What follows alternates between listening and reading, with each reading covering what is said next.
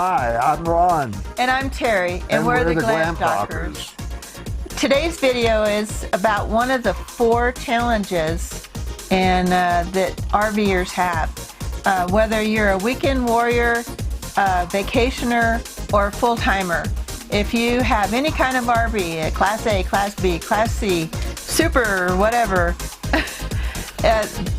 these 4 challenges are synonymous with every type of RVer, and that's power, water, sewer, and trash. And today we're going to talk about the family jewels. Oh yes, that was one of my favorite subjects. I think it's the favorite subject of every RVer, you know, is dealing with the black and gray tanks, but they are necessities, and so we deal with them, we must. Well, we have already shown you the video a couple weeks ago of how we deal with our water. We found the AquaTank 2 bladder. We have a 60-gallon bladder, and that has just been a wonderful addition to our set of tools in boondocking. We can leave the rig set up. We can go to a water source, fill that up, and bring it back and fill it right into the RV, and that's been just great. So we needed to do something to solve our wastewater issue. Oh, honey, you didn't want to use the honey wagon? Yeah, Terry's laughingly referring to some of the sites we saw this past winter. We spent the winter 5 months down in Yuma, Arizona. Actually, our camp was actually in Winter Haven, California, just across the Colorado River at the BLM LTVA, which is long-term visitors area. Now, they had a multi-station watering fill area and a multi-station dump station and trash service. But since we were going to be there for 5 months and we had our camp set up just like we wanted it, we really didn't want to have to move our RV every time. It takes a lot of work to close up a large RV, put all your trinkets away, and get it ready to take down just to dump every 2 weeks or less. Well, I don't have a whole lot of trinkets, but it is still a lot of work because you need to make sure things are in their proper place for movement. Yeah, for the earthquake. For the earthquake, and out there, believe me, the roads were like earthquakes to ride on because everything is rock, and it's bumpy. So we saw all kinds of people's inventions. You know, of course, the most common was what's typically called a blue boy, you know, which is a plastic tank that has some sort of wheels on it. And by the way, if you are interested in purchasing one of those for your use, I would highly recommend the one that has pneumatic tires, because I've seen so many of the ones that had the hard plastic tires break with just a few uses. Well, that wasn't really going to work for us on a regular basis. It would have worked fine for our time in Yuma, but most of the time when we're boondocking, we're several miles from a dump station. So we certainly couldn't pull a blue boy behind the truck several miles down the highway, and you could only pull them like 2 or 3 miles per hour anyway. So I had to come up with another solution than that. It was either move the RV or something else. And I got to thinking about the water bladder, how convenient that was. And I was thinking if I could just find a bladder that was big enough and strong enough to do our wastewater in, that would just be a marvelous thing. So in our research, we found a company called Banks Outdoors, and they make a wild water bladder that's 100 gallons. It's a very heavy-duty vinyl bladder that has a limited lifetime warranty. And we made some modifications, which you'll see in the video, and we purchased a macerator pump, a Flowjet macerator pump, and it's able to pump the effluent from the 3-inch sewer pipe on the RV into the bladder, and I want to tell you, it works really, really well. It's so convenient for us, and I think you're going to find this really helpful and interesting. Now, while we're on the road, we do take opportunities to dump then if we can find a dump station, but other than that, we use the bladder for transporting our effluent. Yeah, now my wife's sister Joanne, I helped her set up her system. She was camping with us there in Yuma, and she has a travel trailer, and she's a solo RVer, And she likes dumping her tanks about once a week, and it was really convenient to do so there at Yuma. So she purchased the Barker, I think it's Barker, outdoor Blue Boy. It's a 42 gallon. And what's nice about that is all the fittings are already there. It's made for dumping sewer. And she puts that in the back of her pickup truck. And then she used the Flowjet pump and pumped the effluent over into the tank, and then she just drove down to the dump station, pulled out her 3-inch hose, 4-inch hose, and I guess it's 3-inch hose, and dumped it, and it worked really well. But we have large tanks. We have two 50-gallon gray tanks and a 45-gallon black tank, and I needed a big bladder to hold it so we didn't have to make multiple trips, and that's really important if you're 15 miles away from a dump station. So this whole concept has really worked great for us. Now, on a lighter note, Terry was saying that when we are traveling between locations, we occasionally either at an RV park or at a truck stop or somewhere there is a dump station, we go in and dump our tanks and take the opportunity to really wash them out well. But we were recently at a truck stop, and they had a really nice dump station. Nice. But what was really different about it, they had like 8-inch sewer pipes embedded into the concrete, and I got there, you know, and your elbow doesn't really fit an 8-inch pipe. And what I really should have done is just left the elbow off and added an additional length of pipe and stuck it way down into the pipe. I didn't do that. And our elbow is so difficult, if you ever get it on that completely latched into the end of our slinky, it just is very, very difficult to get off. So I had it on there pretty good, but not really locked in. So I hook it up, and I'm dumping the black tank, and I've dumped the tank out, and I have the flush hose hooked up, and I fill it up to about 25 gallons. So you've got that under control. I decided to go to the truck and get Samson and take him for a walk.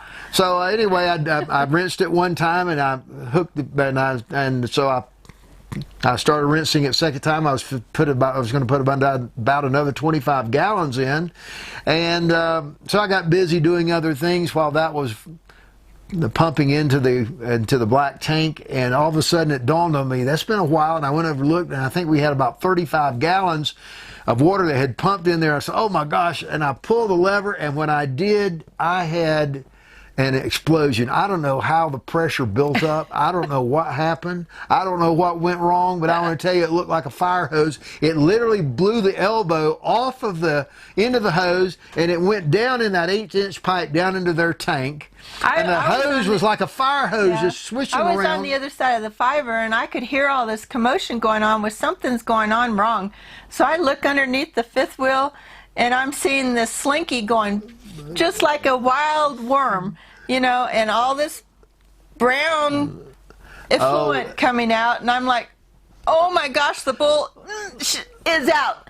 So anyway, I closed off the valve as quickly as possible. Of course, the line continued to evacuate until it was empty, and then we had a huge mess to clean up. Now, we've been, you know, full-time for 2.5 years, and it doesn't matter how experienced you are, sooner or later, something's going to happen. Something's going to happen. And you'll get to play in the family jewels. Yes. Oh, gosh. What a joyous time. But it's part of the RV life. It's another adventure. It's the life. Even if it is bullet. It's the life we chose, and we love it. So enjoy the video. Not everything we do as RVers is glamorous. And today we get to talk about one of those subjects. That's waste disposal. Now, previously, and when we began our RV life, the only way we could dispose of our waste is to pack up our trailer like we were on moving day, hook it to our truck, and haul it down to a dump station if we were boondocking. Well, as you can imagine, that gets old when you're living your RV every day, and every once a week or once every 2 weeks or whatever it may be that you have to empty it. So we put our heads together and said there must be a better way for us to do this. Now, what really got us thinking was we found this AquaTank 2 water bladder that we did a video on previously, and that was a game changer. So we needed another game changer to take care of our waste.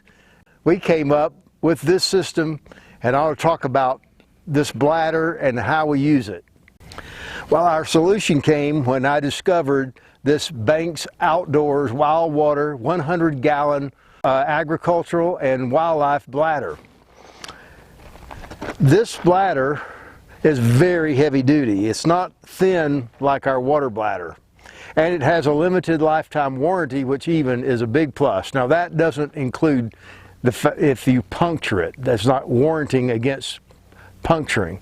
But if the seams were to come loose, and you can see there's nice big D-rings in each of the corners, so this is really a heavy duty system. Now I had to make some modifications. Those modifications, you will see, first of all, I'll show you on the outflow. It came already with this nice big red-handled ball valve that works very smoothly and efficiently.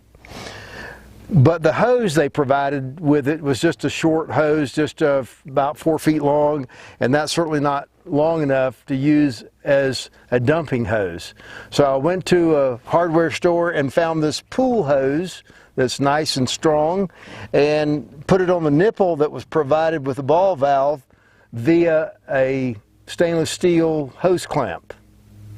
And I chose to put on about 15 feet just in case we're at a location where it's difficult to get close to the dumping station. In addition to that, I had to make some major modifications on the input. Now the input and the output are both 1.5 inches. So what you have to do, you have to get this input from 1.5 inch male fitting coming out of the bladder to a 3/4 inch hose fitting female, because you're going to put your male end of the hose into that female fitting. That took a little bit of thought, a few trips to the hardware store before we finally got it right. Our first solution, of course, was to find the bladder. That was part one. But then we had to have a way to get the waste from the sewer output of the trailer into the bladder. So we began to research, and we found this Flowjet 12-volt pump that you see here. It came in its own carrying case, and this is a macerator pump. We hooked this pump for power up to our truck, and by the way, we leave the truck running so that it has a full amount of voltage and amperage that it needs to keep it from running hot. And then we hook our garden hose from this red output here. We take this cap off and hook the garden hose from there to the input of the tank, and turn it on, and voila, we open our valves and pump the gray tanks and the black tanks into this bladder. Now these steps are very important. Before you start your pump, be sure that your input hose here, I have a ball valve, a brass ball valve, make sure that is open. And whatever you do, make sure this one is closed, or you're going to be pumping this brown stuff all over the ground. And I don't think any of us would enjoy cleaning that mess up. It was a perfect day to be pumping the gray and black tanks into our waste disposal bladder, because I discovered a design flaw in my input into the bladder. I have used this bladder for the last about 6 months with not a single problem. But today helped me realize I did have an important flaw that I need to repair. I put this ball valve on the intake, on the end of the pipe, the garden hose, waste hose that was coming into the bladder, so that when I disconnected it, I could turn the valve off and not have any to flow into the back of the truck and make a mess in the back of my truck. But what I failed to realize, that if you look carefully inside of this brass fitting, that little ball valve is only about 3/8 inches of a diameter. Now the minimum diameter that the pump should be operated under is 5/8 of an inch, and preferably 3/4 of an inch. So I necked it down accidentally from 5/8 down to about 3/8, which is a significant difference. I had some food that got into the gray tank that clogged up that small 3/8 inch orifice, and my pump kept shutting off, overheating, and I couldn't understand why. It had never done that before. So what I'm going to do to resolve this, I'm going to put another large ball valve like that on the 1.5 inch input neck, and then I'm going to neck it down to the 3/4 inch garden hose fitting, and that will still give me the ability to shut the water bladder off before I disconnect the hose from it. One of the things I like about this system is I don't have to pack up the RV every 2 weeks to go dump, and that's a lot of work. We have 5 slides. It's a beautiful rig. I love it. I wouldn't trade it for the world. But coming up with this system to transport our wastewater and black tank has been a game changer for us. It keeps us in our place at least 2 full weeks, and I just love it, and I love my husband for coming up with this.